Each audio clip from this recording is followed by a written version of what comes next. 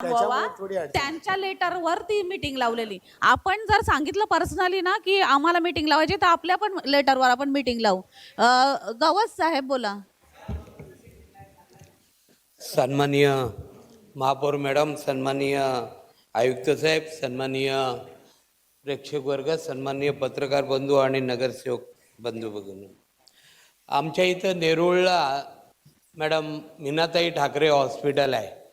Hospital चांगलं आहे, सुखसुविधा म्हणजे बांधलेलं चांगलं हॉस्पिटल आहे, बाहेरून तर चकाचक दिसतंय, पण सुविधांची एवढी कमतरता आहे मीनाताई ठाकरे हॉस्पिटलमध्ये. आत्ताच मध्ये आमच्या सन्माननीय नाईक साहेबांनी त्या हॉस्पिटलमध्ये एका डिपार्टमेंटचं उद्घाटन केलेलं होतं. आपण मध्येच मला वाटतं त्या दिवशी महाराजांच्या पुतळ्याच्या दिवशी, उद्घाटनाच्या दिवशी, पण तिथे आता आपण विचारायला गेलो तर ते म्हणतात की त्या ठिकाणी ते डॉक्टर्स नाहीत.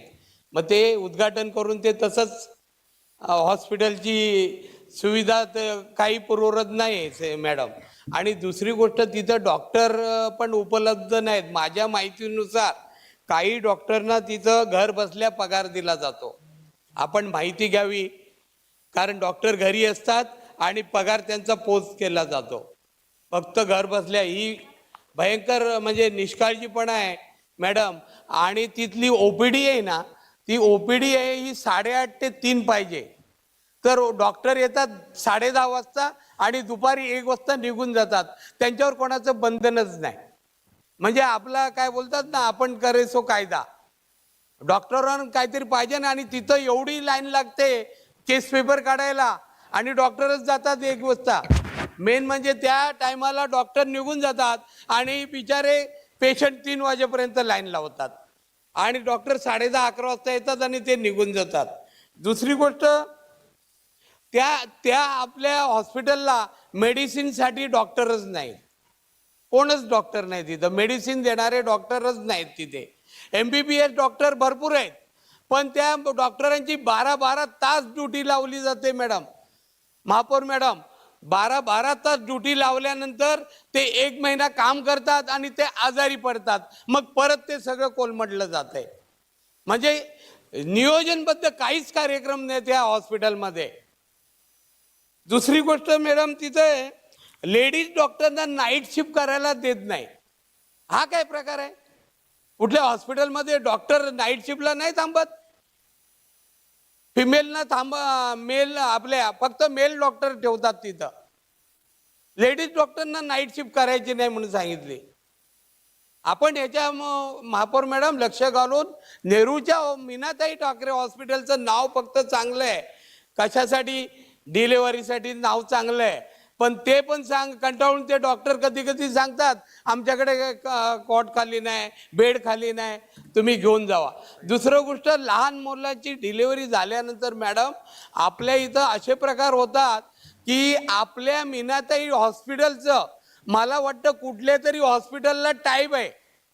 लहान मुलाचा जन्म झाल्यानंतर त्या पेटीत ठेवावा लागतो, आपले काय बोलतात त्या NICU मध्ये, सॉरी मी विसरलो मॅडम, NICU मध्ये ठेवावं लागतं. आपले डॉक्टर तिथल्या तिथं सांगतात आमच्याकडे जागा नाही, तुम्ही दुसऱ्या हॉस्पिटलमध्ये घेऊन जावा.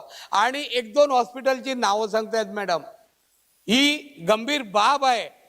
तुम्ही मीनाताई ठाकरे हॉस्पिटलमध्ये पेशंट डिलिव्हरी करता आणि मुलाला नेऊन तिकडे ठेवायला सांगता, म्हणजे एकूण खर्च तोच.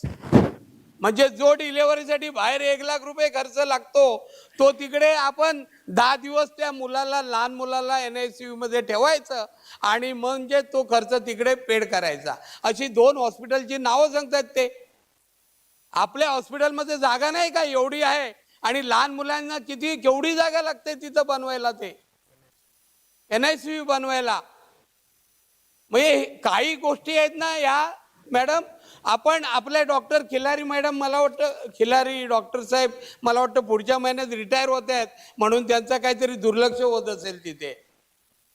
ते आता पुढच्या महिन्यात जातात म्हटल्यानंतर ते काय थोडे दिवस ढकलायचं आणि हॉस्पिटल चालवायचं, असा प्रकार चालू आहे मॅडम तिथं. बऱ्याच गोष्टी काही आता मी सांगत नाही, भरपूर काही बोलायचं आहे, पण त्या हॉस्पिटलमध्ये बाहेरून फक्त दिसायला चकाचक दिसतात, पण आतमध्ये काही सर्व्हिस चांगली नाही. आपण ह्या जास्तीत जास्त लक्ष घालायचा.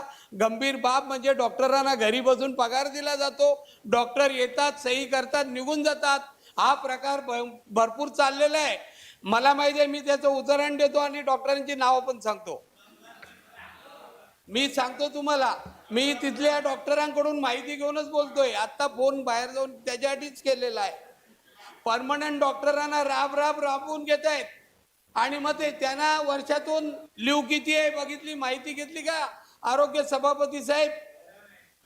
ते लिव्हवर जातात, ते कंटिन्यू आपण तिथं राबतात, कारण परमनंट डॉक्टर आहे. उद्या काढून टाकतील ह्या भीतीपोटी, आणि जे तात्पुरत्या पगारावर येतात ते काय सही करतात, निघून जातात.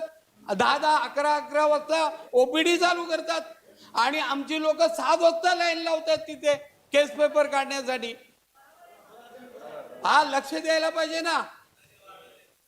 आमच्या वार्डात नाही साहेब, पण आमच्या नेरूळ विभागात येतं. आमचं नाव खराब होतं नेरूळचं, की एवढं मोठं चांगलं हॉस्पिटल असताना.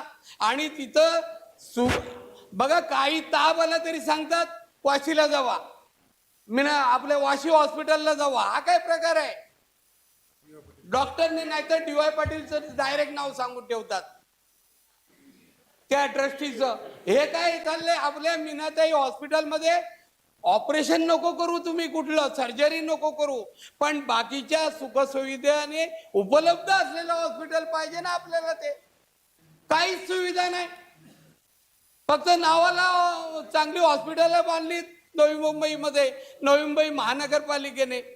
मुंबई सारख्या ठिकाणी एवढा मोठा हॉस्पिटलचा भार असून बघा ना तुम्ही, सायन हॉस्पिटलला गेलेला पेशंट काय सांगतो, चांगलं हॉस्पिटल, भले हॉस्पिटल आतमध्ये काही खराब असेल, पण त्यांच्या सुविधा आणि ते डॉक्टर किती तप्तर आहेत.